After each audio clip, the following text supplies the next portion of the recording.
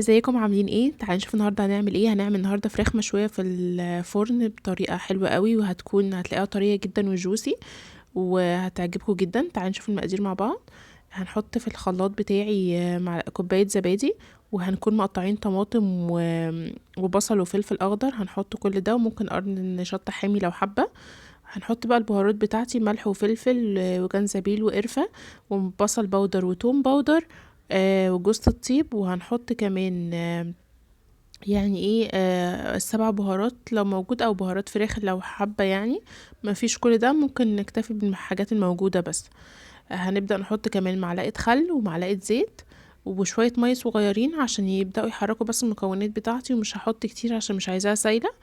انا بس عايزة حاجة تحرك الخلاط شوية. تمام، هبدأ احط كده واضربها كويس. كل ده هنكون غاسلين طبعا الفراخ بتاعتي كويس قوي، وسايبينها في ميه شويه بليمون بملح. هنبدا نحط بقى التتبيله دي على الفراخ. انا عامله فتحات كده في الفراخ.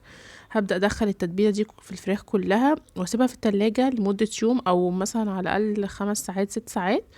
هبدا احطها. انا حطيتها في شوايه عندي شبكه كده في الفرن، وحطيت تحتيها صينيه ميه عشان تفضل طريه زي ما هي. البخار بتاع الميه هيخليها طريه.